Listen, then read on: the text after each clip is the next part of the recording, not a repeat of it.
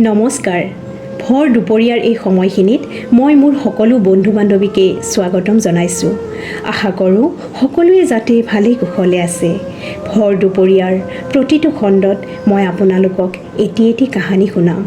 আচলতে এইবোৰ কাহিনী নহয়, আমাৰ সমাজত থকা কিছুমান মানুহৰ জীৱন সংগ্ৰাম। যিহেতু সম্পূৰ্ণ সঁচা ঘটনা এটাক কাহিনী ৰূপত মই আপোনালোকক শুনাম, কাহিনীৰ নায়ক বা নায়িকাৰ প্ৰকৃত নামটো মই উল্লেখ নকৰোঁ, যাতে তেওঁলোকৰ মনত কোনো ধৰণৰ আঘাত নাপায়। লগতে মই মোৰ প্ৰতিটো কাহিনীতে আপোনালোকে যাতে কিবা এটা শিকিব পাৰে তালৈ সদায় লক্ষ্য ৰাখিম। বলক তেন্তে আমি কাহিনীটোৰ মাজলৈ যাওঁ। যিহেতু আমি ভগৱান বা আল্লাহক বিশ্বাস কৰোঁ, গতিকে কেতিয়াবা কেতিয়াবা কিছুমান অদৃশ্য বেয়া শক্তিকো আমি বিশ্বাস কৰিবলগীয়াত পৰে। হীৰাৰ গিৰিয়েক এজন আৰ্মীৰ জোৱান আছিল।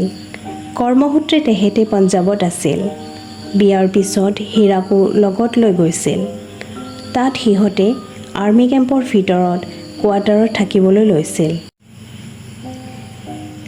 আৰ্মি কেম্পৰ ভিতৰবোৰ খুব সুন্দৰ, চাফ-চিকুণ, পৰিপাটিকৈ ৰাখে। আৰ্মি ফেমিলিবোৰৰ বাবে ভিতৰতে স্কুল, হস্পিটেল, পাৰ্ক এইবোৰৰ সুবিধা ৰাখে। মুঠৰ ওপৰত খুব ভাল লগা এটা পৰিৱেশ। হীৰাৰ গিৰিয়েক বেছিভাগ সময় ডিউটিত ব্যস্ত থাকে, গতিকে তাই প্ৰায়ভাগ সময় অকলে থাকিবলগীয়া হয়। নিজৰ দৈনিক কাম-কাজখিনি শেষ কৰি টিভি চাই বা ফোনত ব্যস্ত হৈ সময়বোৰ পাৰ কৰে। মানুহজনৰ যদি দিনত ডিউটি থাকে তেতিয়া তাইৰ বেছি অনুভৱ নহয়, কিন্তু ৰাতি ডিউটি থাকিলে তাই অলপ মনে মনে ভয় খায়। গিৰিয়েক ডিউটিত যোৱাৰ পিছত তাই দুৱাৰ খিৰিকীবোৰ ভালকৈ বন্ধ কৰি শুই যায়। এখন অচিন ঠাই, অচিনাকি মানুহবোৰৰ মাজত মিলি যাবলৈ সকলোকে অলপ সময় লাগে। এনেকৈ সকলো ঠিকে ঠাকে চলি আছিল। প্ৰায় 6 মাহমান যোৱাৰ পিছত সিহঁতৰ জীৱনলৈ এটা ভাল খবৰ আহিল। হীৰা গৰ্ভৱতী হ'ল। এই খবৰ তাই শহুৰেকহঁতৰ ঘৰত আৰু মাকৰ ঘৰত ফোন কৰি জনালে। সকলোৰে মনত খুব ফূৰ্তি। সকলোৱে তাইক নিজৰ যত্ন ৰাখিবলৈ ক'লে। যিহেতু লগত ঘৰৰ মানুহ কোনো নাথাকে, গতিকে নিজৰ যত্ন নিজেই ল'ব লাগিব।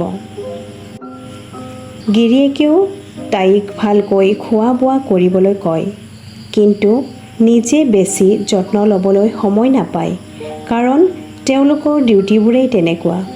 নিজৰ বেমাৰ-আজাৰ হ'লেও আজৰি নাই। 24 ঘণ্টাই তেওঁলোক চৰকাৰৰ মানুহ। দিন-ৰাতি বুলি কথা নাই। এদিনাখনৰ কথা, সিদিনা হীৰাৰ গিৰিয়েকৰ নাইট ডিউটি আছিল। সন্ধিয়া প্ৰায় 8 মান বজাত দুয়ো ভাত-পানী খাই উঠিলে। মানুহজনে ড্ৰেছ-পাতি পিন্ধি ডিউটিলৈ বুলি ওলাই গ'ল। তাইও মানুহজনক বিদায় দি কাম-বনখিনি সামৰি টিভিৰ ওচৰত বহিল। প্ৰায় 10 মান বজাত তাইৰ টোপনি লগাত তাই টিভিটো অফ কৰি দুৱাৰ-খিৰিকীবোৰ ভালকৈ বন্ধ কৰিলে নে নাই চেক কৰি বিচনাত উঠিল। যিহেতু তাইৰ টোপনি লাগিছিল, গতিকে তাই বিচনাত উঠাৰ লগে লগেই শুই পৰিল।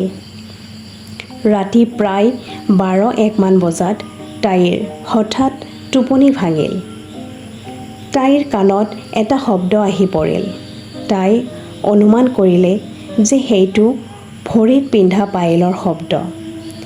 তাইৰ বেডৰুমটোৰ পিছফালৰ পৰা আহিছে এই শব্দটো।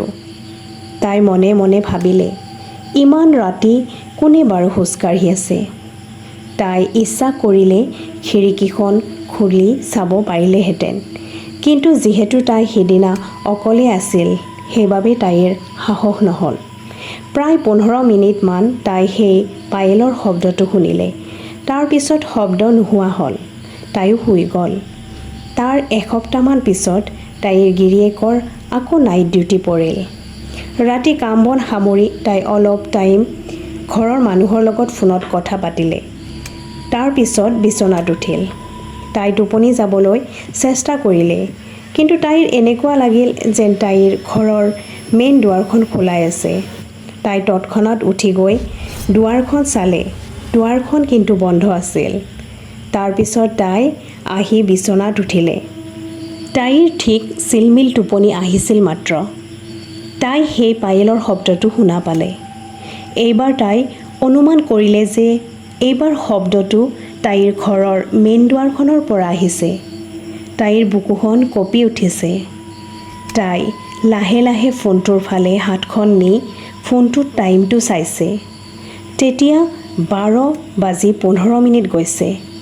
ঘৰটোৰ ভিতৰত তাই অকলে আৰু দুৱাৰমুখত কোনোবাই পায়েল পিন্ধি খোজকাঢ়ি থাকিলে তাই ভয় খোৱাটো স্বাভাৱিক।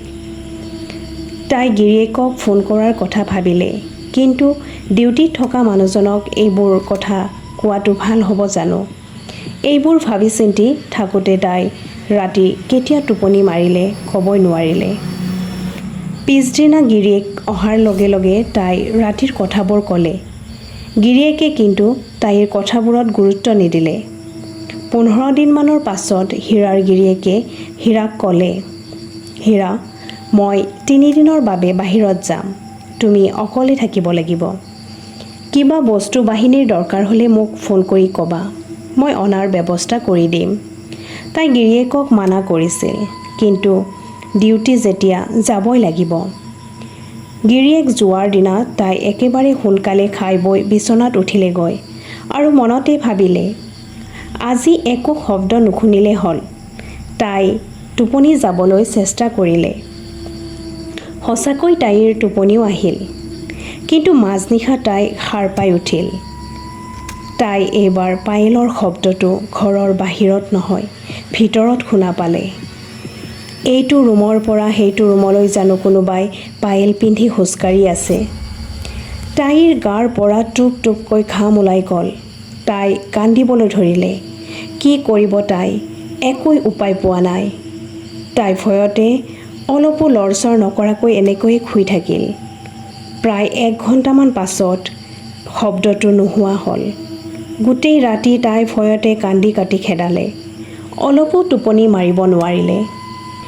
পিছদিনা ৰাতিপুৱাই তাই মাকক ফোন কৰিলে, কাৰণ গিৰিয়েকক কৈ লাভ নাই। গিৰিয়েকে এইবোৰ তাইৰ ভ্ৰম বুলি কয়। গতিকে মাকক তাই সকলো কথা ক'লে।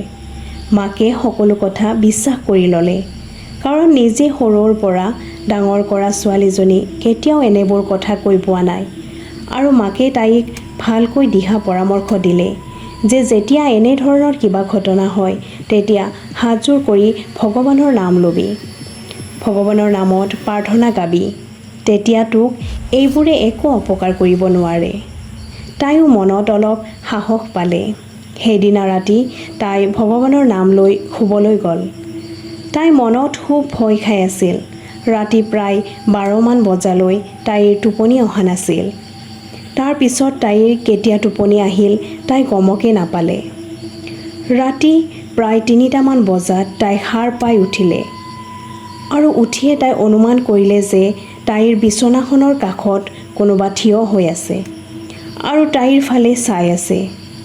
তাইৰ উশাহটো ঘন হৈ আহিল। তাই আৰু অলপ ভালকৈ নিৰীক্ষণ কৰি গম পালে যে সেইজনী এজনী তিৰোতা। চুলিকোছা বহুত দীঘল আৰু তাইৰ ফালে একেথিৰে লাগি চাই আছে। কোনো লৰচৰ নাই।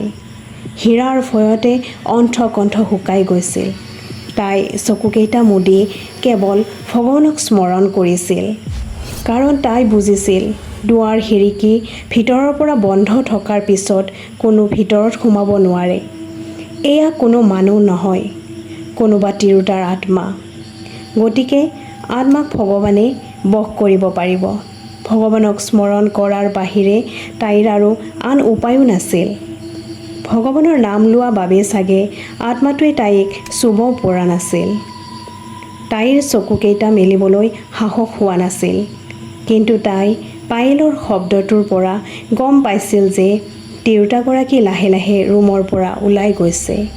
তথাপিও তাইৰ ভয় কমা নাছিল। যদি আকৌ আহে। পিছদিনা তাই গিৰিয়েকক ফোন কৰি মাতি আনিলে আৰু ওচৰৰে এগৰাকী বয়সস্থ মহিলাক সকলোখিনি খুলি ক'লে। তেতিয়া মহিলাগৰাকীয়ে ক'লে যে মাইকী মানুহ গৰ্ভৱতী অৱস্থাত থাকিলে এনেকুৱা ধৰণৰ কিছুমান আত্মাই অপকাৰ কৰিবলৈ চেষ্টা কৰে। সেয়েহে খুব সাৱধানে থাকিব লাগে।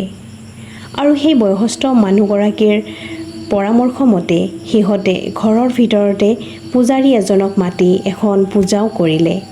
তেতিয়াৰ পৰা আত্মাটো ঘৰৰ ভিতৰত প্ৰৱেশ কৰিব পৰা নাছিল। এনেকুৱা ধৰণৰ ভূত বা আত্মাক সকলোৱে বিশ্বাস নকৰে, কিন্তু যাৰ জীৱনত এনেধৰণৰ ঘটনা ঘটি যায় বা ঘটি আছে তেওঁলোকে ভালকৈ বুজি উঠে যে আচলতে আমি বাস কৰা পৃথিৱীখনত কিছুমান অদৃশ্য শক্তিও বাস কৰি আছে। ভৰ দুপৰীয়াত আজিৰ এই কাহিনীটো ইমানতে শেষ কৰিলোঁ। আশা কৰোঁ আপোনালোকে শুনি ভাল পাইছে, আৰু যদি ভাল পাইছে মোৰ চেনেলটো ছাবস্ক্ৰাইব কৰি দিব, লগতে লাইক আৰু কমেণ্টো কৰিব, যাতে আমাৰ সমাজত ঘটি থকা এনেবোৰ সঁচা ঘটনাক কাহিনীৰ ৰূপত মই আপোনালোকক শুনাব পাৰোঁ। ধন্যবাদ।